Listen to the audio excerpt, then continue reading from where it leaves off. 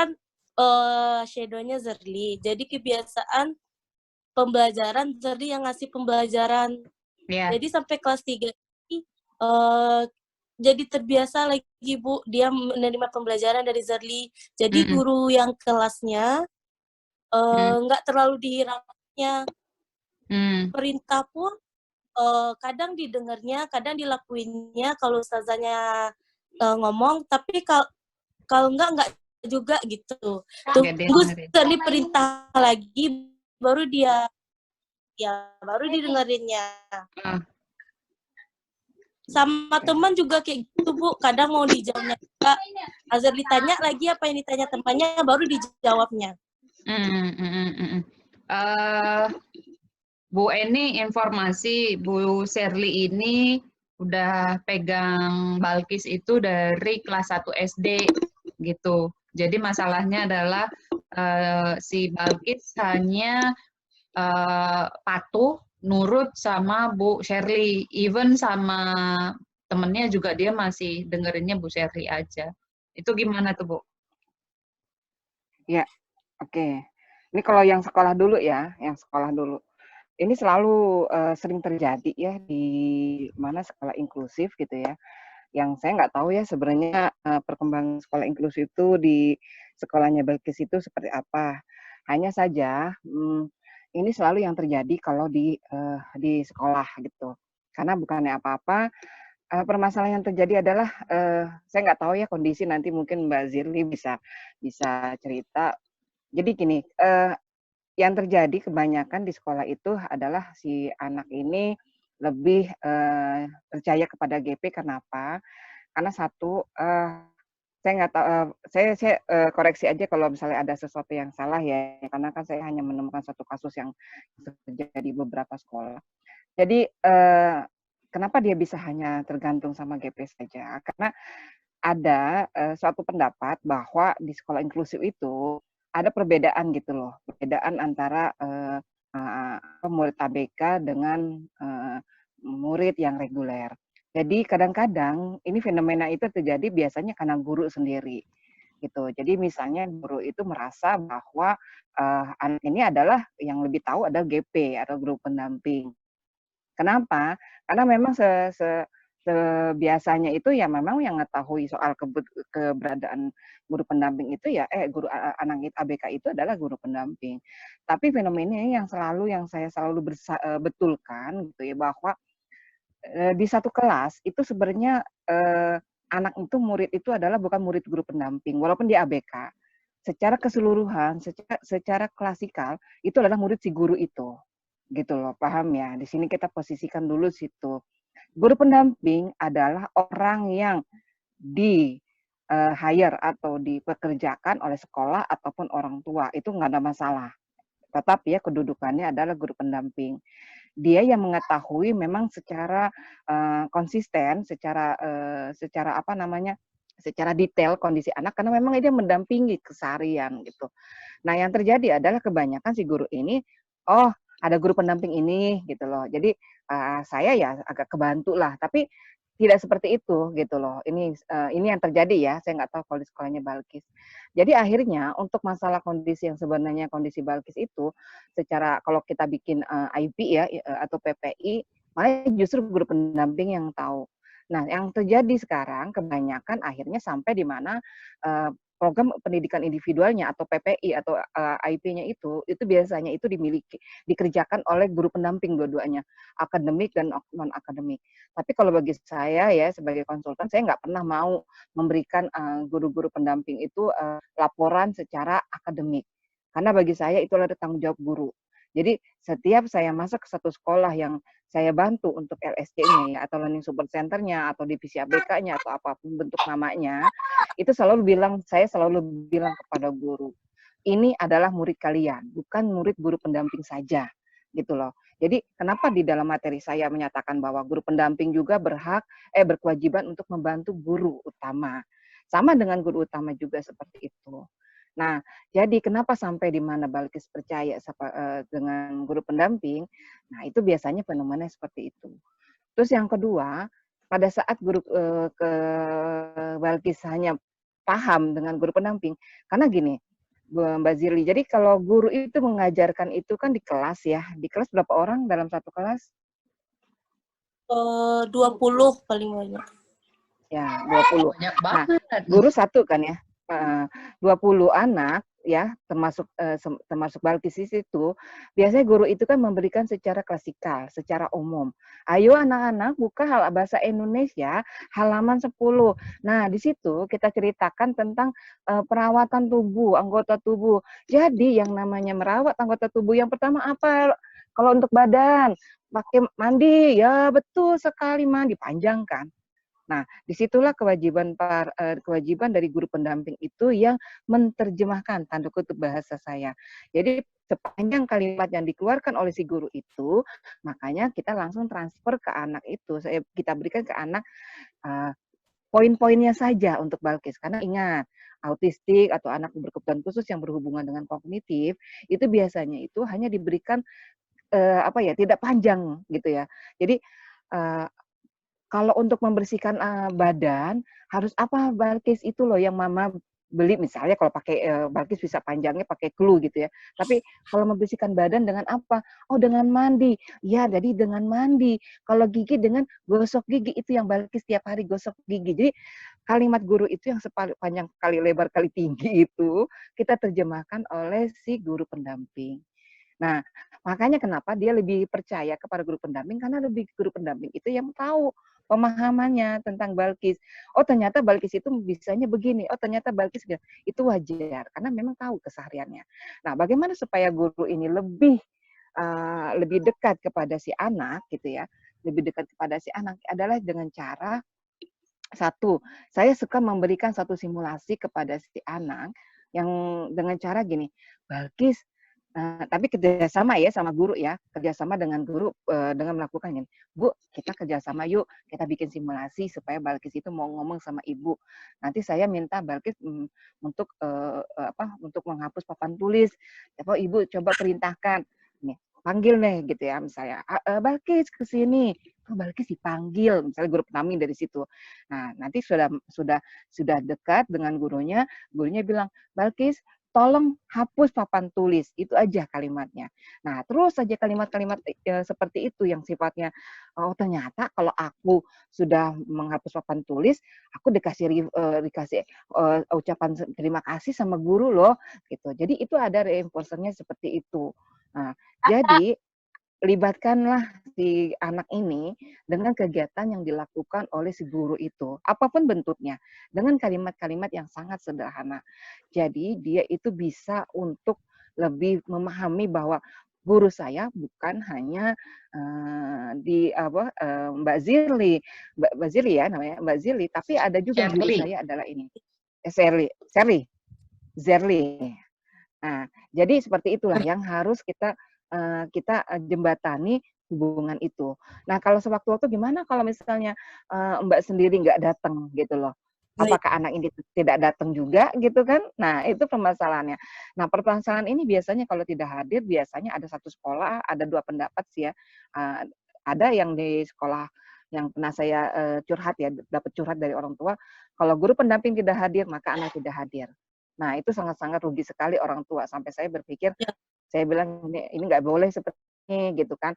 Di mana-mana sekolah itu harus bertanggung jawab menggantikan.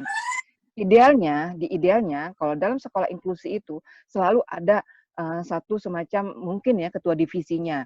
Jadi ketua divisinya itu tidak menjaga anak, tidak mendampingi anak. Tapi kedua divisinya itu adalah membuat program atau apapun bentuknya, dan dia sewaktu-waktu kalau ada guru pendamping yang tidak hadir, dia menggantikan posisi itu. Nah, itu fungsinya sebenarnya kalau idealnya. Tapi yang ternyata ada beberapa di sekolah yang tempat saya bantu aja memang tidak ada, guru pendamping tetap megang anak. Ya mungkin karena permasalahan pembiayaan mungkin ya, saya nggak tahu. Nah, disitulah yang saya katakan bahwa sebenarnya fenomena yang terjadi pemisahan antara guru pendamping dengan guru adalah hubungan dari guru pendamping dan guru itu sendiri. Nah, itu bagaimana nih Mbak? Kalau di sekolah itu untuk masalah itu. Gini Bu, dia kendalanya misalnya kalau kayak sholat, ustazahnya negur, ada didengarnya. Dia pas pembelajaran itu aja, dia nggak dengar ustazahnya. Ya kayak menghindar kalau lagi pembelajaran. Tapi kalau mau pulang, mau apa, ditegur bagi sambil tasnya diambilnya. Tapi kalau pembelajaran Ini sekolahnya sekolah inklusi ya? iya, di sekolah inklusi. Sekolah inklusi Dia punya AIP sendiri? Enggak. Enggak. Sistem inklusinya seperti apa? Dia ya GPK-nya dari orang tua masing-masing. Oke, Jadi, berarti sebenarnya ya. Gimana, Bu? Dia nggak ada GPK sekolahnya, dia semuanya tergantung GPK-nya aja. Oh, oke. Kalau masih sekolah, dilihatnya masih bisa sekolah, tapi harus pakai GPK gitu, Bu. Iya. Yang penting ABK-nya harus pakai GPK gitu. Oke, berarti sebenarnya sistemnya belum bagus ya, belum cuman nama aja inklusi. Ya emang namanya aja inklusi. Di Padang rata-rata kayak gitu, Bu, inklusi aja, tapi GPK sekolahnya nggak ada. Iya, karena nanti ditegur sama dinas pendidikan kalau dia nggak inklusi, karena wajib sekarang, Bu. Oke. Jadi gini aja, entah Bu Ria atau beberapa orang tua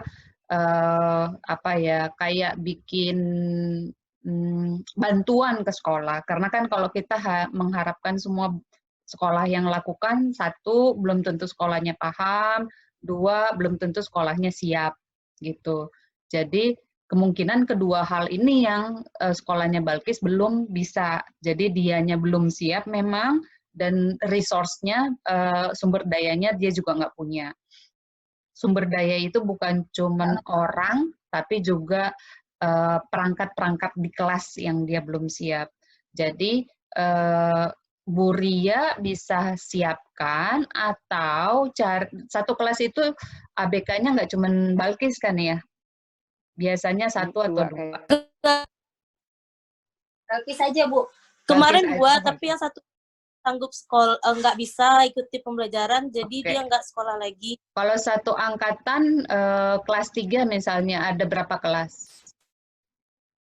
Dia satu-satu, kelas 1, 2, 1. Berarti kemungkinannya Ibu bisa kerjasama dengan orang tua kelas 4 atau kelas 2 gitu. Nah, nanti kerjasama yang bisa dilakukan adalah mengambil satu konsultan untuk ngurusin AIP-nya. Kalau itu tidak memungkinkan, kan kita minta konsultan itu nanti 50-50 sama sekolah, 50 orang tua yang bayarin, 50 sekolah yang bayarin, karena itu tanggung jawab dia sebagai inklusi. Dia nggak bisa main terima aja tanpa melakukan servis apapun atau pengembangan apapun.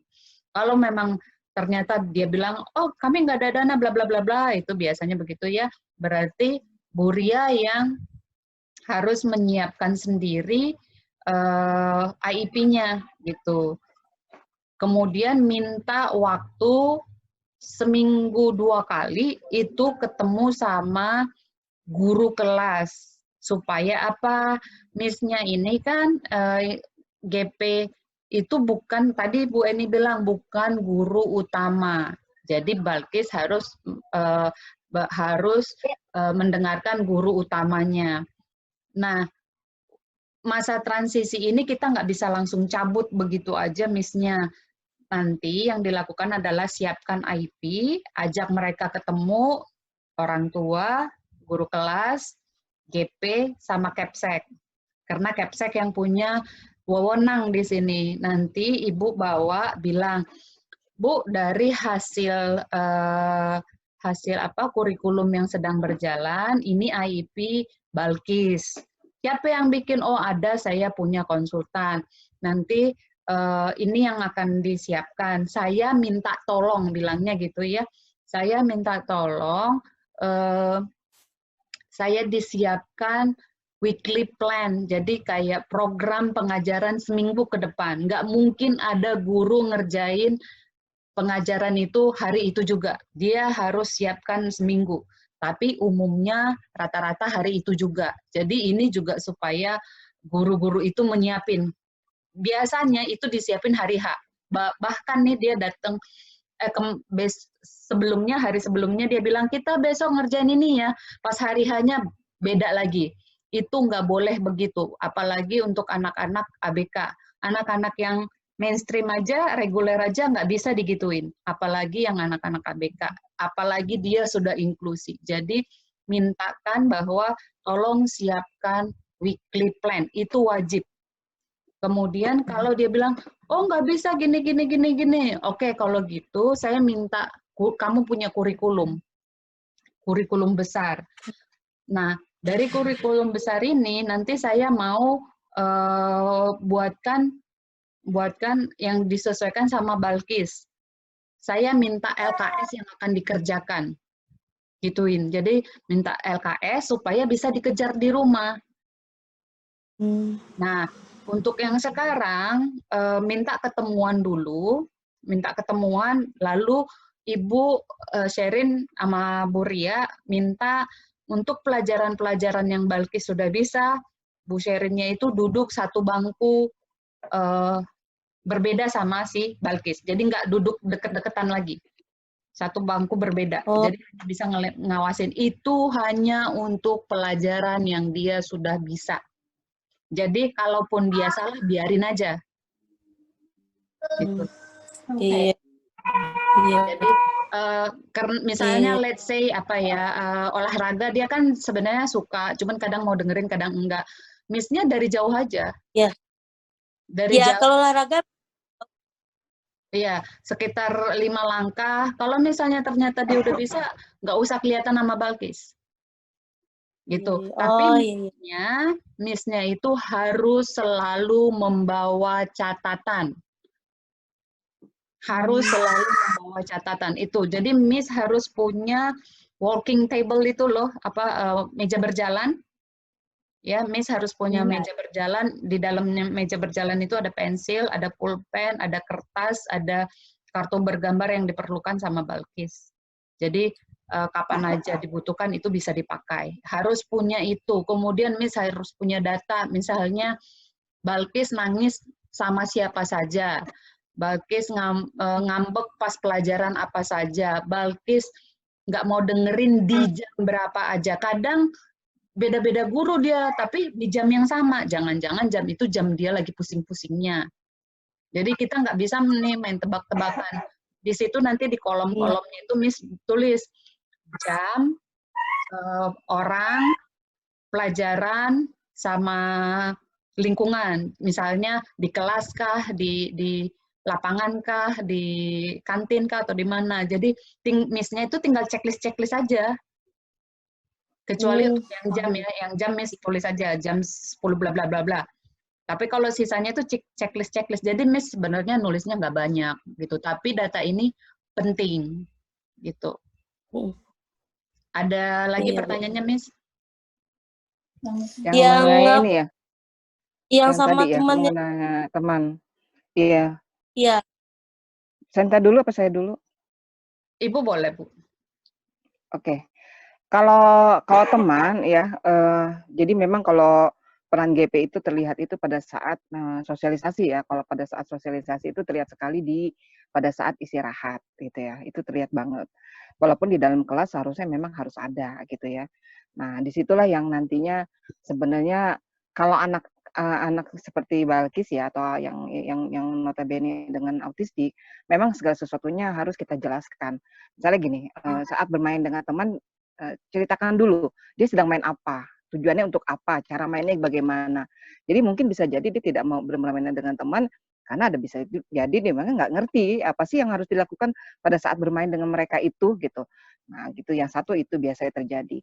Terus yang kedua, apakah kita lihat reaksi teman, apakah teman satu terlihat menghindari dia atau malah justru membuat dia itu seperti anak-anak gitu loh. Ada salah satu yang kejadian di sekolah yang saya bantu ini, ternyata anak ini malah jadi dibikin unyu-unyu gitu loh, aduh gemes Kenzi gitu ya, misalnya mukanya karena mukanya bulat gitu ya, gemuk gitu. Nah itu jadi dia juga nggak nyaman juga gitu, karena dia ngerasa dirinya itu kok nggak sama teman yang lain, kok main biasa aja kok, saya kok digituin gitu. walaupun itu bukan dibully ya, tapi karena mungkin gemas, karena memang teman senang gitu bermain dengan dia. Nah, caranya Gendong. kalau dia sudah kita sudah melihat oh tidak ada masalah dengan teman, permainannya sudah paham. Nah, itu penting banget permainan itu yang kita ceritakan kepada anak sebelum anak memulai. Kalau dia sudah mulai agak sedikit menyingkir, kita kasih space dulu. 1 menit, 2 menit. Oke, dia mau ngapain? Kita lihat, oh ternyata dia hanya cuma menghindar dari berteman itu. Kita ajak lagi, Iya. ayo Balkis lihat lagi tuh, keren banget tuh mainannya. Ini si Ayla misalnya, Ayla mengambil bola lagi. Kamu mau nggak gitu? Kita bikin supaya lebih excited, lebih apa ya, lebih menarik gitu permainan itu gitu, seolah-olah bahwa kalau kamu main keren banget kali ya gitu, atau bahasa apapun. Nah di situlah nanti kita ajak. Durasinya kita tahan dulu sampai di mana kita inginkan. Kalau tadi misalnya durasinya cuma 2 menit, hanya 2 menit dia bertahan dengan teman. Nah setelah kita kasih space karena dia keluar, kasih waktu 1 menit, kita berikan lagi tahan sampai dia mencapai mungkin dari 2 menit menjadi 3 menit atau 4 menit atau 5 menit. Jangan anggap semua sampai selesai. Ya kan? Jangan sampai selesai dulu. Targetnya jangan terlalu jauh. Nah, kalau sampai ditahan seperti itu, dengan cara apa tahannya? Apa di badannya diginiin sih? Enggak juga. Lihat, dengerin dulu, teman lihat dulu cara mainnya. Oh, begitu ya Balkis ya. Ternyata mainnya kayak gitu. Oh, kalau kayak gitu juga, Miss juga bisa kok mainnya. Keren banget, enak banget kalau main gitu. Upayakan yang tadi saya bilang, kita tuh bermain peran di situ. Jadi kalau kita menjadi seorang guru pendamping, menjadi terapis, kebahagiaan itu terpancar itu kalau kita memang untuk membuat dia itu merasa nyaman. Jadi ada semacam apa ya, keterikatan batin gitu loh, Miss ya, sama si anak. Jadi anak ini udah percaya gitu. Nah, disitulah pada saat kita ada jeda waktu, nah kita tingkatkan lagi durasinya seterusnya seperti itu. Jadi kita lihat dulu berbagai macam ya. Tadi saya bilang Balkisnya sendiri memang nggak suka dengan permainan itu karena takut atau bukan. Jadi dalam diri sendiri atau dari lingkungan. Nah ini kita harus lihat ya, lihat kondisi yang ada di situ. Kalau memang dia takut permainan ya kita jangan paksakan. Karena pada saat itu memang kita misalnya saya nggak suka main lompat tali ya, karena saya takut nanti jatuh atau apa. Ya sudah jangan dipaksakan. Nanti kita latih di rumah dengan kondisi terapi di rumah. Oh ternyata main lompat tali nggak ada masalah kok gitu. Dia sampai teriak-teriak gitu ketakutan gitu. Ya itu kita jangan paksakan. Terus yang kedua bagaimana dengan reaksi teman gitu ya. Kita jangan menuntut juga. Karena mungkin bisa jadi Balkis masih mengambil mainan teman, tidak mau berbagi, tidak mau antri, tidak mau bersabar menunggu. Nah, ini yang harus kita latih juga gitu loh. Ya kan? Ini permasalahan saya nggak tahu soalnya kenapa. Dia apa bu kalau kayak mainan kalau udah diambil mainannya dia ngasih dia nggak mau main lagi gitu. Kalau ada main bola diambilnya, dia main lebih suka dia main sendiri. Ya. Nah, kalau dalam posisi seperti itu, Miss akan melakukan apa? Kalau diajak lagi main sama temannya gitu. Miss akan melakukan apa saat itu? Disuruh lagi? Kalau dia, iya disuruh lagi main sama temannya. Main nggak dia? Nggak mau dia. Terus Missnya melakukan apa? Dia apa lagi temannya, mungkin karena anak-anak juga, temannya yang nggak mau lagi gitu. Terus Missnya ngapain? Dia sering main sendiri lagi, apa yang dikerjakannya lagi, yang lain lagi dikerjainnya. Miss nggak bujuk dia untuk ini ke anaknya? Udah dibujuk, dia nggak mau diambilnya pensil, atau dia mau menggambar. Cari kegiatan lain, kalau udah apanya tuh udah diambil, dia nggak mau lagi ikut main. Ya, dia itu lebih milih dari kelas 1 begitu? Kelas 1 dia belum apa lagi. Dia kelas 3 ini baru bagus sosialisasinya, Bu. Baru apa sama teman-temannya. Baru ya, kalau misalnya pagi dia datang, dia lagi nggak, mukanya marah, ketemu temannya dia ketawa lagi. Kelas 3 ini baru sosialnya bagus, Bu. Oke. Mungkin saya mau bantu Miss-nya. Pertama, Miss harus banyak mencatat. Ya, seperti saat ini, Miss-nya sih harusnya punya catatan. Saya nggak lihat Miss pegang pensil atau pulpen, karena itu bisa jadi kayak apa ya, jadi cara pandang saya melihat Miss bahwa padahal harusnya Miss datang dengan catatan dan alat tulis gitu. Kedua, Miss-nya harus Miss-nya harus punya punya keinginan untuk mengembangkan diri sendiri. Miss mau jadi shadow berapa lama, Miss?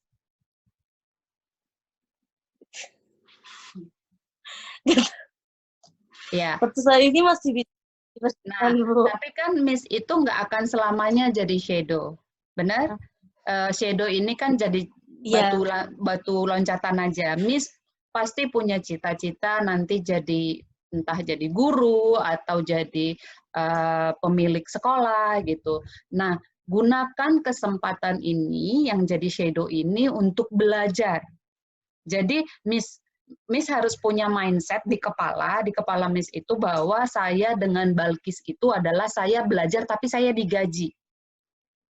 Kalau Miss punya mindset bahwa kerja di Balkis itu sebagai pekerjaan, Miss nggak akan berkembang.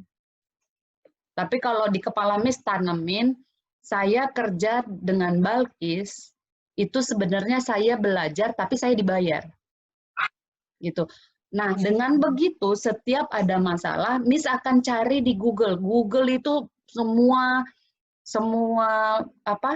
kebutuhan Miss akan tercapai. Itu kayak university tanpa sertifikat. Gitu. Miss harus banyak belajar bahasa Inggris. Karena resource itu banyakkan bahasa Inggris. Nanti Miss bisa cari tuh gimana sih caranya memanage satu kelas, bagaimana sih memanage satu perilaku, bagaimana sih memanage anak yang tidak mau bersosialisasi. Itu yang Miss harus tanamkan, bahwa saya bekerja dengan Balkis adalah belajar yang dibayar. Itu enak banget kalau kita taruh di kepala kita begitu. Tapi kalau Miss taruh, saya bekerja dengan Balkis karena pekerjaan, ada kalanya nanti nggak mood. Aduh, males banget. Bangun pagi pun tahu ada Balkis yang bakalan begitu, nggak mau ngajar rasanya. Gitu. Jadi, tapi kalau motivasinya datang dari diri sendiri bahwa saya mau nanti punya sekolah yang bagus, atau nanti saya, jurusannya apa, Miss? Sekolahnya PLB atau psikologi atau BK? PLB ya. Nah, PLB kan bisa nanti jadi Capsek atau punya sekolah sendiri. Gunakan kesempatan ini, apalagi Miss sudah 3 tahun ya, harusnya sudah punya pengalaman yang cukup gitu. Oke, jadi ada dua sisi di mana kita benahi sekolah, kita benahi diri kita benahi Balkisnya. Balkis itu tanggung jawabnya ada di orang tuanya. Ibu ada di tanggung jawab bagaimana ibu mengembangkan diri untuk membantu Balkis. Gitu. Balkis tidak akan bisa terbantu kalau ibunya juga tidak mengembangkan diri. Paham ya sampai sini ya? Jadi, satu, Miss harus mulai banyak-banyak mencatat, banyak-banyak membaca buku. Gitu. Itu yang harus dikerjakan mulai dari sekarang. Karena masalah Balkis ini nggak akan selesai di sini. Akan ada lagi. Selama Balkis masih bertumbuh, masalah itu tetap ada, artinya dia berkembang. Kalau masalahnya sama, itu berarti dia nggak berkembang. Miss sudah berhasil nih. Miss-nya sudah berhasil, tadinya di kelas 1 dia nggak bisa sosialisasi, sekarang sudah dia bisa bersosialisasi. Itu udah bagus banget, udah bikin dia bisa bersosialisasi. Tapi akan ada banyak lagi tanggung jawab lain di depan. Gitu. Kenapa saya minta Miss untuk mulai belajar dan mencatat? Karena ke depan itu masalahnya akan lebih besar. Kalau orang yang bisa di perkara kecil akan dikasih di perkara-perkara yang besar. Gitu. Jadi Miss harus siap nih, mulai dari sekarang. Karena mindset kan bahwa saya tidak akan selamanya menjadi shadow teacher.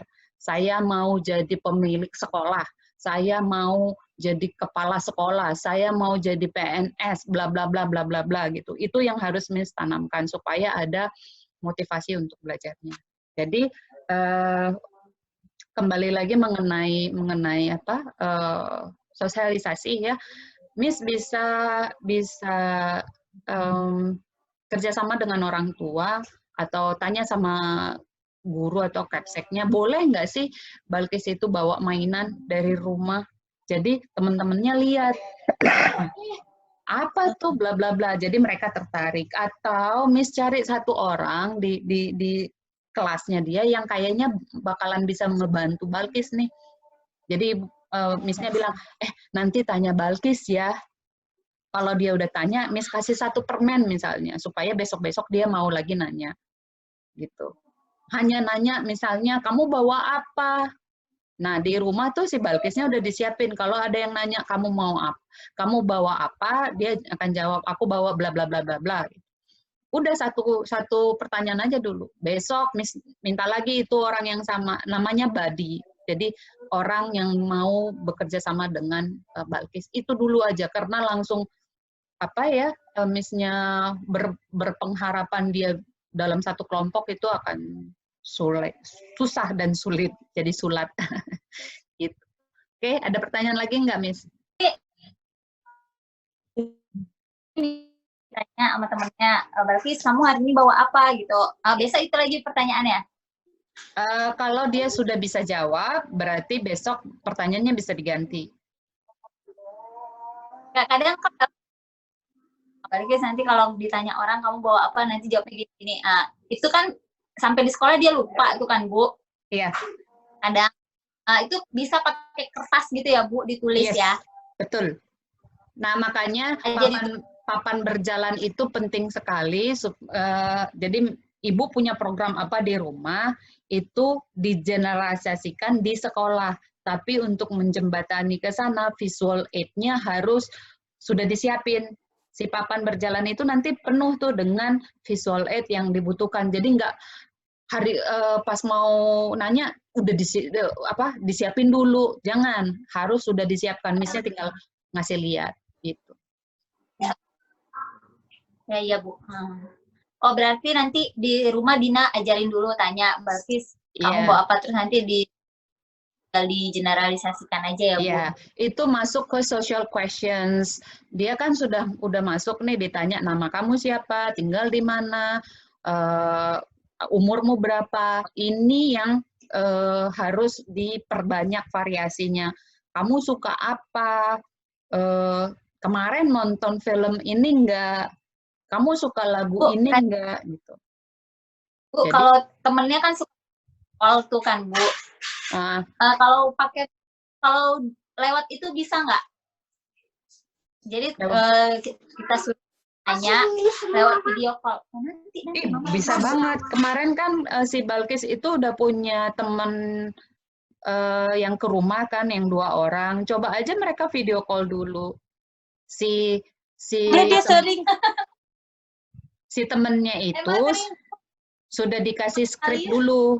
Skrip yang kira-kira bisa jawab. Jadi misalnya skripnya itu mengenai membahas lagu yang disukain bareng-bareng, atau film yang disukain bareng-bareng, atau akan buka puasa dengan apa. Jadi skripnya ini dikirim ke temennya, kira-kira dia harus nanya apa. Jadi Balkisnya juga sudah siap gitu. Jangan kayak video call biasa nanti tiba-tiba si Balkisnya nggak tahu jawab apa, dia nge-hang. Atau dia malah ngejawabnya berbeda. Emang kabur. Iya, gitu. Jadi si temennya itu sudah dikasih skrip, dia harus tanya apa, dan Balkis jadi siap dengan jawabannya gitu. Cuman kalau yang spontan dia nanya, temennya cuma nanya, Balkis aku boleh nggak ke rumah kamu lagi? Boleh. Gitu aja. Iya. Itu dia yang.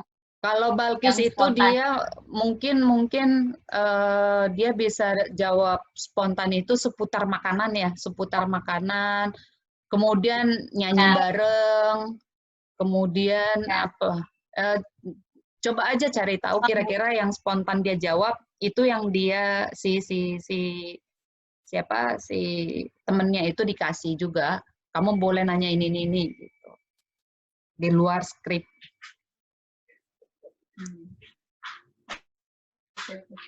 Gitu ya. Jadi kalau di sini Iya, kan Bu. sepertinya yang pinter Bu Rianya ya, Bu Sherin harus juga mulai belajar mencatat ya. Iya, iya, iya. Oke, next pertanyaan silakan. Oh, kalau kalau apa, Bu? Kalau dia ngamuk di kelas kayak gitu, gimana solusi yang apa ya, Bu? Soalnya Oke. kalau misalnya dia bosan, dia nggak mau ngerjain, dia ngamuk di kelas gitu. Sampai-sampai tugas yang dia itu nggak selesai gitu. Nah, ini nih case-nya Bu En nih di kelasnya banyak yang ngamuk-ngamuk nih Bu En. Silakan Bu En. Ya, kalau saya nggak tahu di sekolahnya ada ruangan yang dipakai untuk yang misalnya nggak harus khusus ya, nggak harus khusus, tapi ada satu ruangan yang dimana tidak banyak barang di sana, tapi bisa digunakan kalau untuk anak yang ngamuk ada nggak, Miss di Nggak sana? ada, Bu. Nggak ada. Ada satu ruangan yang bisa dipakai misalnya ruangan kepala sekolah atau ruangan apa yang memang yang diizinkan oleh kepala sekolah kalau terjadi apa-apa tidak ada. Kemarin udah dibilangnya udah apa karena ada wawancara sama dosen gitu, baru diizinkannya kalau ada ngamuk boleh pakai ruang UKS. Kemarin-kemarin dia nggak ada apa-apa. Tapi boleh ya. Nah, kalaupun misalnya Balkis tidak ada masalah di misalnya di bawah pohon atau di musola gitu. Kalau Balkis tidak ada masalah, hanya nangisnya itu nangis biasa, tidak harus guling-gulingan, tidak harus sampai pipis, itu boleh di musola juga tidak apa-apa, atau tidak sampai lari kejar-kejaran nantinya. Itu boleh kita misalnya di bawah pohon yang ada di taman sekolah atau halaman yang rindang yang anginnya itu. Itu jadi kalau misalnya tantrum sudah sampai mengganggu teman, itu memang guru pendamping wajib untuk mempull out atau mengeluarkan anak dari kelas. Tujuannya supaya tidak ada kejadian yang mengganggu, satu yang mengganggu teman-temannya saat belajar karena suara itu mengganggu. Yang kedua tidak sampai terjadi ada Balkis misalnya sampai nggak sengaja memukul temannya. Seperti itu loh. Nah, jadi atau juga malah justru Balkis misalnya sampai guling-gulingan sampai auratnya misalnya ya kelihatan gitu ya, akhirnya kan dia malu sendiri gitu. Nah, itu untuk menghindari. Tapi di sini kita harus lebih hati-hati ya Miss ya. Pada saat di pull out, anak itu bukan sama sekali tidak diberikan tugas. Ya, pada manajemen tantrum udah tahu kan ya manajemen tantrum? Udah pernah tahu manajemen tantrum? Belum, Bu. Jadi kalau pada manajemen tantrum tuh selain kita memegang tangan anak, kita juga harus tidak boleh banyak bicara gitu loh. Jadi pada saat Balkis tantrum kita hanya gitu. Atau kita lihat aja kita tatap aja wajahnya kalau dia bisa melihat wajah kita. Jangan banyak bicara. Lihat Balkis, lihat Miss, lihat Balkis, jangan dinangis. Nanti begini, jangan. Kita bahas kalau saya nanganin itu seperti itu. Jadi tidak input yang masuk ke dalam suara-suara yang masuk ke dalam diri Balkis itu sebenarnya udah kacau pada saat dia tantrum. Jadi kalau ditambah oleh Miss lagi, dia bakalan tetap menambah daya tantrumnya itu gitu. Nah, pada saat Sudah mulai. ya, sudah. Oke. Nah, jadi pada saat anak ini tantrum, pada saat kita ajak ya, jadi manajemen tantrum tadi udah lihat ya, tidak banyak bicara, tidak banyak gerak, yang kita hanya melihat dia selesaikan dulu permasalahannya pada saat dia di ruangan itu ya, di tempat yang lain. Jadi supaya dia ya kasihan juga ya kalau dia kelihatan marah nanti diketawain temannya segala macam. Nah, pada saat dia sudah selesai, kita tidak banyak bicara, kita hanya menjaga dia supaya tidak bahaya, baru kita katakan bahwa Balkis sudah selesai. Oke, nah tugas itu tetap diberikan kepada Balkis. Nah, jadi tidak ada yang namanya pada saat dia di pull out atau dikeluarkan dari kelas, dia tidak mendapat pengajaran. Dia tetap harus mendapatkan pengajaran. Hanya saja mungkin coba Miss minta, misalnya dia kalau yang tadi Bu Sinta bilang ada catatan ya, saya juga memang setuju dengan ada pencatatan. Jika dia misalnya ada satu pelajaran yang dia tidak nyaman, tapi soalnya banyak mungkin, pertama tingkat kesulitannya ada. Nah, mungkin kita lihat reaksinya. Mungkin dia marahnya karena tingkat itu. Atau mungkin karena soalnya terlalu banyak. Kalau memang kita tahu penyebabnya dia selalu berulang-ulang permasalahannya di situ, alangkah baiknya kalau kita ngomong sama gurunya, Bu, kalau teman-teman 10 soal, bagaimana kalau Balkis 5 dulu? Tapi bukan berarti stuck ya. Misalnya sampai dia tahun ajaran depan gitu cuman hanya dikasih 50% soal, tidak. Tapi secara durasinya akan bertahap sampai kita melihat bahwa dengan pelajaran itu dia tidak lagi mengalami tantrum. Nah, tantrum itu juga karena kita lihat juga ya, kalau tantrum itu kan adalah biasanya terjadi karena gangguan komunikasi. Ada suatu keinginan, ada sesuatu yang diungkapkan yang tidak sampai, gitu kan. Nah, paling-paling kita memang menanyakan mau apa. Nah, beda dengan meltdown. Kalau meltdown itu mungkin pada saat itu lagi ada orang ngegergaji, mungkin ya kedengeran gergaji kayu, atau ada bel yang tidak nyaman, atau temennya yang lagi lagi megang apa yang suaranya itu tidak nyaman buat Balkis. Mungkin itu yang harus dibedakan ya antara meltdown dengan tantrum karena supaya kita tahu permasalahannya apa. Kalau memang benar-benar karena masalah sensorik di ruangan itu, memang seharusnya sudah di pull out secepatnya supaya menghindari dulu sementara. Tapi intinya dengan pull out itu bukan berarti anak itu dibebas tugaskan. Gitu loh. Jadi pada saat misalnya gini, Balkis kamu belum selesai, tapi selesaikan. Ini sudah dikurangi loh. Tadinya sama guru, sama bu guru dikasih sama bu ustazahnya 10. Kamu hanya 5. Kamu harus selesai 5. Nah, kita hati-hati dengan dia escape. Dia menghindari, ya kan, menghindari tugas. Oke, kalau kamu tidak selesai satu lagi, istirahatnya kamu nanti. Makanya berarti kamu ditunda kan. Nah, seperti itu. Mungkin dia akan melihat bahwa, oh kalau tidak selesai, saya berarti tidak makan saat itu. Karena kan makanannya ada di kelas. Sedangkan dia ada di tempat yang sedang di pull out itu. Jadi seperti itu. Jadi pada saat tantrum memang wajib. Ya Bu, Miss. Tapi Bu, itu udah pernah Zerli lakuin. Kalau nggak selesai berarti nggak makan. Temannya makan dia tetap ngerjain tugas. Tapi itu antara sifat Balkis emang keras kepala atau dia apa? Itu kadang-kadang dia cuek aja Bu, lihat orang makan dia Ya, tetap aja nggak mau sih, ngerjain. Kita kasihan. kadang-kadang orang makan. Ya sebenarnya sih dia udah melakukan sesuatu yang sudah kita minta kan. Loh kenapa kita harus merasa ini gitu, mundur lagi kitanya.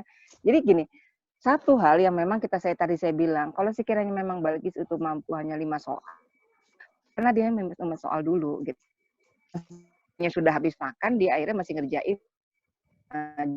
Tidak sesat kalau sudah konsekuensi sampai teman itu ini ya berarti kan nanti akhirnya mundur kan, sholat mundur, pulangnya mundur gitu kan, yang teman-temannya itu main-main, dia tidak main, itu kan melihat itu memang mungkin dia melihat itu sebagai sesuatu yang tidak nyaman.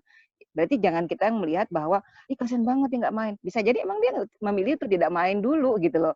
Jadi bisa jadi memang ya udah ini konsekuensi saya. Nah berarti emang udah bagus, berarti Balkis sudah mau mengikuti pola yang sudah diterapkan gitu. Kita bukan ini bukan jenis punishment, bukan, tapi dia harus tahu konsekuensi bahwa tugas itu memang diminta oleh ustazahnya itu selesai hari itu.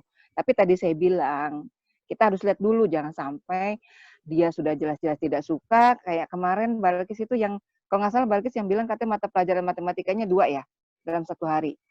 Balkis bukannya? Iya. Nah, itu yang saya bilang, betul kan? Nah, kalau sampai 2 itu ya jenuh lah saya juga, walaupun saya dibilang sama Sinta, saya bisa matematika, tetap aja saya juga enak kalau dapat matematika 2 kali. Sama Mbak, jadi tolong sama gurunya gitu, bikin fun yang keduanya gitu. Bener, saya aja yang matematika lumayan nilainya gitu, tetap Mbak, tetap saya enak gitu ngeliat matematika. Karena bagi kita itu untuk apa sih diulang-ulang gitu matematikanya gitu. Cukup sekali udah capek gitu. Nah, mungkin yang di kedua inilah nanti Miss minta sama guru kan kalau yang namanya latihan itu kan bukan sesuatu yang sifatnya diambil nilainya kan, Miss. Itu kan hanya latihan ya kan. Iya. Beda kalau ujian, Iya. dan nggak mungkin lah ujian dalam 1 hari 2 untuk 1 mata pelajaran. Nah, jadi buatlah yang kedua itu cari nih kreativitas supaya Balkis itu suka dengan saya menyuruh guru rendahkan dulu kadar kedalamannya gitu loh. Itu namanya modifikasi ya. Misalnya gini, guru ngasih soal yang ini, kita skip aja Bu, dari 10 soal ini kayaknya Balkis yang sukanya yang ini dulu deh. Nggak apa-apa, itu kan itu gimana itu. Jadi udah menarik. Nah, tingkat kesulitannya kita naikin dikit lagi. Nah, jadi kita pilih dari 5 ya, dari 5 soal yang kita tetap kita ngambil 5 aja dari 10 yang diberikan. Ya. Kita tingkat kesulitannya kita ambil. Misalnya tingkat kesulitan yang tadinya 1 jadi 2. Nanti lama-lama bisa mengikuti reguler kalau dia mampu. Ya, begitu. Jadi kita setiap saya setuju banget dengan Bu Sinta bilang, selalu mencatat karena kita daya ingat kita kadang-kadang suka apa ya namanya ya, suka lupa ya, suka miss atau apa. Kalau saya memang selalu ngingetin GP karena GP pernah cerita, alhamdulillah saya ingat gitu. Bukannya kamu kemarin ngomong begini? Oh iya Bu. Nah, makanya catat gitu. Saya selalu begitu sama guru pendamping. Karena catat itu memang benar-benar penting banget. Kita bisa melihat grafik anak kita itu yang sampai mana keberhasilan. Progres itu bisa kelihatan dari berbagai macam proses. Jadi kalau saya malah justru teori-teori yang misalnya Balkis kalau misalnya out, dia tahu, wah abis ini saya di pull out, saya nggak bisa ngikutin dong, apalagi abis di sana saya sengajain aja tantrumnya lama supaya Mamis nggak dikasih tugas. Nah, karena dia tahu pola Miss begitu setiap saat, dia akan mencari cara. Ya, ingat anak-anak autis itu bukan orang yang tidak paham, dia paham malah, gitu ya. Ya. Nah, di situ kita bisa melihat pola-pola itulah. Oh, ternyata cara pertama saya nggak berhasil, cara kedua, cara ketiga. Nah, pada saat problem behavior, permasalahan perilakunya itu ada, sudah hilang pada saat kita capai, kita jangan bergembira dulu. Karena nanti pada saat tertentu itu akan berulang lagi. Rigid itu selalu ada. Nah, kalau Miss tidak ada catatannya, wah kita kemarin ngapain aja ya? Aduh, bete banget nih kita lagi kesal. Kita bisa lihat lagi tuh recordnya. Oh, dulu saya pernah ngalamin kayak gini, ulang lagi bisa seperti itu. Jadi setiap perilaku itu kita melakukan A, B, C, D, malah sampai berapa yang Bu Sita bilang aja ya. Dan saya lakukan kepada guru pendamping supaya semuanya dibikin record, dibikin catatan, supaya ini dijadikan kalau di rumah sakit itu ada namanya medical record gitu ya. Jadi kita bisa nyontek lagi nih. Oh, kemarin-kemarin dia diapain ya sama kita nih biar bisa tunduk sama kita gitu. Istilahnya seperti itu. Gitu. Jadi penting buat catatan saku kita seperti itu. Untuk setiap perilaku yang terjadi. Mau meludah kayak gitu. Ya Bu, misalnya dia masalahnya hari ini apa, ya kita ngasih solusinya apa, atau enggak kayak gitu. Iya, gitu. Jadi jangan takut juga nulis misalnya gini, hari ini Miss kasih treatment nggak sukses, nggak apa-apa tulis, karena itu juga informasi. Jadi jangan ngerasa nulisnya tuh yang sukses-sukses saja, jangan. Yang nggak sukses pun dicatat. Itu juga penting bahwa oh next time saya nggak akan melakukan itu. Ya, perlu diingat Miss ya gini ya. Kalau Miss lihat si Balkis ini nggak ngerjain, terus dikasih konsekuensi dia nggak boleh makan, tapi dia kayaknya malah seneng-seneng aja nggak dikasih makan, berarti itu treatment yang pas atau enggak, Miss? Enggak. Enggak. Berarti kita sebenarnya udah diakalin sama dia kan. Jadi Balkis ini sangat-sangat pinter gimana caranya supaya dia berhasil apa yang dia dapatkan. Dan kita itu nggak boleh kalah pinter. Kira-kira konsekuensi apa yang paling tepat untuk dia ngerjainnya lama, supaya dia ngerjainnya cepat? Kira-kira apa? Konsekuensi apa yang kita bisa kasih? Makanan yang dia suka, Bu. Itu dia kalau untuk jadi Balkis nih, misalnya ada 10 soal, dia ngerjainnya antara males-malesan, antara nggak bisa, terus dia lihat juga nggak makan juga nggak apa-apa, dikasih reinforcement, kira-kira dia ngerjainnya cepet nggak? Cepat Bu, kalau dia makanan kesukaannya. Iya. Bisa jadi cepat, bisa jadi kayak apa ya? Ya udah nggak makan juga kerjain, nanti juga dapet gitu. Kita juga bisa kasih namanya konsekuensi itu ada 2, Bu. konsekuensi positif, konsekuensi negatif. Yang Ibu kasih, misalnya Ibu kasih reinforcement, itu namanya reinforcement positif. Ibu bisa juga kasih namanya punishment positif. Punishment positif itu adalah nambahin soalnya. Berarti semakin lama kamu ngerjain, Ibu akan nambahkan satu soal setiap kali kamu 5 menit nggak selesai. Apa yang akan terjadi? Ngamuk. Pasti ngamuk, aku nggak mau, Ya. makanya cepet. Ini kalau nggak nanti nambah nih. Jadi ada 4 konsekuensi yang Ibu bisa trial, bisa coba. Jadi reinforcement negatif, misalnya Ibu bilang, oke, Balkis untuk hari ini soalnya Ibu kurangin ya. Tadinya 10 jadi 9, tapi cepet. Gitu. Misalnya terlihat semakin cepat, berarti itu bisa Ibu kerjakan. Atau reinforcement positif. Reinforcement positif berarti yang kayak Ibu bilang, ayo kerjakan, nanti dapat ini. Itu reinforcement positif. Reinforcement negatif, misalnya, punishment negatif berarti Ibu nanti ambil makanan kamu ya, atau kamu nggak boleh ya, itu namanya reinforcement negatif atau punishment negatif. Punishment positif adalah menambahkan soal.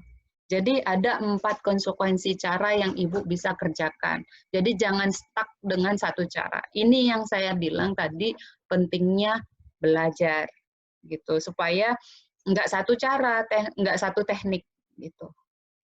Oke, jadi jangan kalah aja, jangan diakalin sama Balkis gitu. Balkis itu super duper Bu, pintar. nanya. Iya Bu, silakan. Iya. Bu, kalau gini bisa nggak? Misalnya kan kayak 4 jam itu pelajaran matematika. Nah, yang di jam terakhir itu harusnya makanan yang emang dia suka itu. Bisa nggak gitu Bu? Misalnya, Kis, ya udah kamu kalau kamu nggak Miss kasih nih, Miss ada kentang goreng misalnya gitu kan. Nah, tapi kasihnya itu nggak banyak-banyak, misalnya kayak 3 biji aja atau 2 biji aja gitu. Ya, itu sama.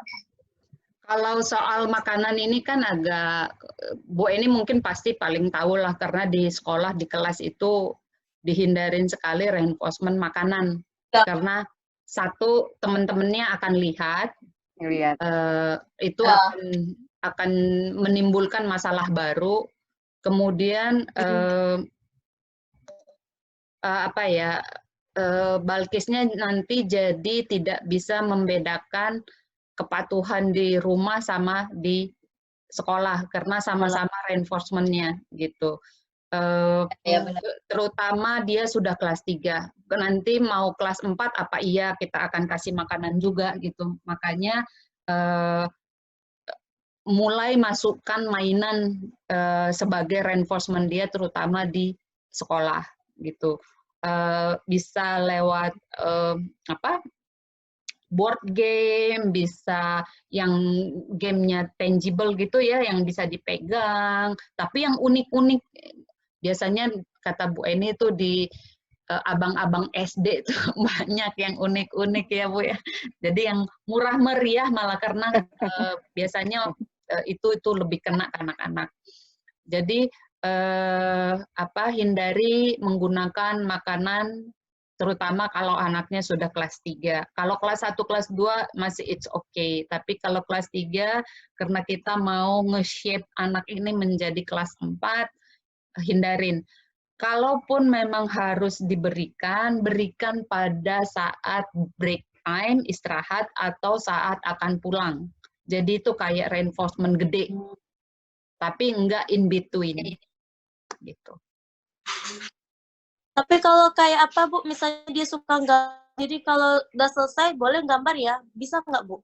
Ya boleh, boleh sekali. Coba Bu Eni share itu makanan, pengalaman makanan dijadiin reinforcement di kelas itu bisa kacau itu. Iya, Ya, emang kita iya nggak, sih. karena itu tadi akan merusak lagi yang ada di break ya, nggak break dari peraturan dari sekolah gitu. Nanti ada anak yang itu boleh gitu. Nah itu Ya memang sih kalau bisa mainan pun yang sifatnya Yang lalu menarik. tidak terlalu dengan yang sifat pembelajaran lah gitu. Jangan mobil-mobilan, mungkin mobil-mobilan juga kan nanti nggak boleh karena nanti teman-temannya juga Teman yang lain bawa minta. gitu. Iya, betul. Jadi memang kalau saya di kelas gini, ada anak yang sangat bankable itu, pertama-tama saya ambil guru pendamping itu supaya diletakkan maksudnya tidak boleh dengan persyaratan tidak menyentuh sama dia pembelajaran satu soal dan nyentuh aja. Oke, nggak apa-apa. Berarti dia memang nyamannya nyentuh, walaupun dia ngelihat sebenarnya. Nah, sama kita tahan itu sampai dia nyentuhnya kurang. Nanti ini kebetulan mau pola itu sampai di mana saya minta si guru pendamping itu masuk ke dalam tas sambil melihat gitu. Oh, ternyata taruhnya jadi dia nyaman. Tasnya itu di posisi di kakinya dia. Tapi Mainan biasanya saya ada di sini gitu. Itu untuk menghindari ya, menghindari sedikit-sedikit. Nah, nanti lama-lama kan kalau di sekolah biasanya tasnya itu ada sekolah yang tasnya itu nyantol di meja ya, di pinggiran meja. Ada yang tasnya itu di kotak gitu yang agak jarak. Nah, itu nanti lama-lama dikurangi. Sampai di mana kalau memang kita mengasih reinforcer ya mungkin bentuknya yang tadi tetap yang megang adalah si GP ini, jangan diberikan 100% ke dia. Nanti malah dia main alat itu selama di KBM. Dan sudah pasti jadi nggak nyaman ya, karena anak tidak menyerahkan. Akhirnya nanti marah menyerahkan, udahlah, habis kamu punya partner sendiri gitu lah. Nanti sampai di mana ada guru utama bilang seperti itu. Karena ada kejadian yang terjadi seperti guru pendampingnya, biar nyaman Bu ya. Saya juga, Ibu salah, saya bilang gitu ke guru pendamping bahwa kita itu dalam memberikan anak itu kenyamanan dari memisahkan yang nibelnya itu tuh nggak bisa 100% langsung Kak hilangkan ya. Jadi harus bersabar lah, ada durasi tertentu yang kita untuk menghindari itu. Ini terjadi di sekolah saya waktu itu yang anak itu tangible banget dengan alat make up itu. Akhirnya seperti kayak orang apa ya, diambil nyawanya gitu ya istilahnya. Nah, akhirnya saya cuma bilang kita taruh di sini. Nah, sampai akhirnya dia tahu peraturan bahwa barangnya akan boleh diambil jika belajar jam sekian. Udah, sekarang anak ini sudah paham walaupun di sekolah selalu bawa 2 tas itu. Kayak begitu. Ini saya terjadi proses seperti itu. Tapi Bapak sudah ngerti gitu, Bu.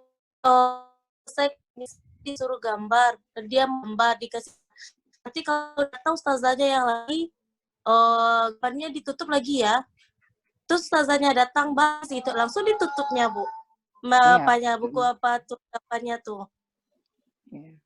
Jadi dia sudah paham bahwa reward yang diberikan oleh dia berhenti sebentar pada saat di guru yang lain datang, ya itu sudah paham kalau progresnya sudah bagus.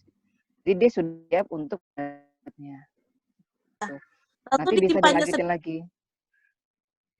Tapi gini, Miss, sebaiknya jangan main umpet-umpetan, ya. Kalau main umpet-umpetan itu ngajarin bohong ke anak secara nggak langsung. Makanya akalnya Balkis jadi makin banyak. Kalau Miss mau ini memang tanpa sepengetahuan ya? Tanpa sepengetahuan atau gimana? Enggak, dia udah selesai tugasnya. Dia misalnya ada masalah, kalau udah selesai, nanti boleh ya gambar, udah selesai. Terus, ya gambar dia. Nanti kalau ustazahnya nerangin lagi, ustazahnya datang lagi, ustazah barunya datang, disimpan lagi ya. Udah selesai gambarnya gitu. Nanti ustazahnya datang yang baru, dipanggil aja Balkis, langsung disimpannya. Oh, oke. Kalau kayak gitu nggak apa-apa. Tapi kalau misalnya gini, Miss-nya bilang kalau nanti ustazahnya datang, ditutup ya, itu sepertinya tidak sepengetahuan gurunya. Jadi, Ibu, apapun yang Miss lakukan itu harus sepengetahuan guru. Jadi, Miss, Bu, Ustazah, saya bawa ini. Saya akan gunakan ini di setiap selingan. Saya akan berikan ini ke Balkis ketika dia akan melakukan ini. Apapun yang Miss akan lakukan harus sepengetahuan guru. Jadi nggak kayak ngumpet-ngumpet, nggak kayak sedang ngajarin bohong. Tadi saya Oh. nangkepnya seperti ngajarin bohong nih ke Balkis. Makanya dia jadi anaknya juga jadi tricky gitu. Biarin aja misalnya Miss sudah kasih tahu nih di awal, Balkis nanti kalau guru ustazah sudah datang ditutup ya. Miss nanti tidak perlu kasih tahu lagi. Biarkan dia ada kesalahan. Misalnya gurunya nyamperin nih, ustazahnya nyamperin. Loh, kok kamu gambar? Padahal Miss sudah informasikan kan ke ustazahnya. Jadi nggak ada akan ada masalah. Hanya saja si gurunya itu kita kasih kesempatan untuk menegur Balkis. Kok kamu masih ini? Ayo ditutup gitu. Karena ini proses belajar yang natural. Kita juga begitu. Kadang-kadang kita ngegambar, ditegur, ya sudah gitu. Jadi enggak semuanya itu kita bikin jalanannya mulus buat Balkis. Tapi kita sudah siapkan dia dengan jalanan yang bergelombang gitu. Jadi Balkis nanti kalau sudah ustazahnya nyampe, kamu tutup ya, it's okay. Tapi nanti kalau sudah ustazahnya masuk, Miss nggak perlu kasih aba-aba lagi. Itu udah datang ustazahnya tuh, ayo taruh gitu. Nggak perlu. Biarkan dia bergerak sendiri. Kalau Miss ada tendensi bilang, ayo itu ustazahnya udah datang, itu beberapa anak yang tricky itu nangkepnya Miss lagi ngajarin kebohongan yang yang halus gitu. Ngumpet-ngumpet jadinya. Paham sampai sini ya, Miss? Paham. Oke. Ini satu pertanyaan lagi sebelum kita tutup, apa Miss? Jadi Bu, intinya si Balkis ini ngomongin dulu sama ustazah, dia bawa ini, reinforce-nya ini. Jadi kan giliran Zerli nggak masuk, ustazah tuh juga bisa nanganin si Balkis. Gitu kan Bu? Iya. Intinya sih gini Bu Ria, kalau Bu Ria memungkinkan untuk melakukan pertemuan seminggu sekali, bagus banget. Tapi kalau nggak bisa sebulan sekali juga nggak apa-apa. Dengan begitu Ibu akan bisa membantu sekolah. Jadi jangan bilang saya tolong dibantu dong, sekolah nggak akan bisa, apalagi dengan 20 murid. Jadi bilang saya mau bantu kamu. Kalau kamu kesulitan, boleh kok kalian observasi pas lagi di rumah, ajak begitu. Miss Shirley-nya juga boleh untuk datang di sesinya Miss Dina, untuk ngelihat, oh untuk belajar matematika versinya kayak gini. Karena hanya dapat catatan aja, Miss ngerjainnya kayak gini-gini ya, itu akan sangat berbeda ketika Miss lihat langsung caranya. Atau Miss cobain langsung. Jadi Miss Dinanya ngasih lihat, Miss Shirley-nya nyobain gitu. Kalau memungkinkan lagi si guru kelasnya ngelihat, oh jadi si Balkis itu kayak gini toh gitu. Jadi ada satu cara pandang melihat Balkis, nggak yang gurunya ngelihat gimana, Miss Dina ngelihat gimana, ibunya ngelihat gimana, Miss Shirley-nya ngelihat gimana, macam-macam jadinya. Jadi kalau mereka on the spot, hands on, ngelihat, jadi satu halaman jadinya, satu pandangan semuanya gitu ya Bu ya. Miss Erlin-nya juga. Oke, paling itu aja. Ada lagi? Iya Bu. Oke. Udah Bu. Bu Eni, Kasih penutup. Bu. Oke. Jadi memang bagus terjalin kerjasama dengan guru, antara guru dengan guru pendamping. Jadi karena ini kan kebetulan guru pendampingnya di hire-nya oleh oleh orang tua, maaf. Jadi memang hak orang tua. Jadi pembelajaran sudah selesai, akhirnya tidak ada. Tadi bukan berarti segala sesuatunya stuck hanya pada saat itu. Kalau misalnya anak ini kita handle, guru sedang mengalami kesulitan misalnya, kita juga berkewajiban untuk membantu beliau. Jadi supaya kita tidak saling anakku, anakmu gitu ya, anakku, anakmu, nggak seperti itu, jadi seperti ya. Jadi bagaimana kalau kita saling membantu, saling terjalin kerjasama dengan guru yang kita berharap ya paling tidak guru juga nanti akan menjalin sesuatu yang baik dengan kita. Nah, disitulah yang saya selalu tekankan kepada guru pendamping bahwa kita tidak hanya fokus kepada anak. Sepanjang anak ini aman di dalam jangkauan kita boleh untuk membantu kegiatan-kegiatan yang lainnya. Seperti itu, mungkin itu aja kali sih. Oke, terima kasih Miss Shirley, tetap semangat ya. Punya cita-cita Ya, oke, supaya belajarnya lebih giat lagi. Makasih Bu Eni, selamat siang semua, bye-bye. Sama-sama. Bye everybody ya, Mbak Sinta. Makasih sama-sama.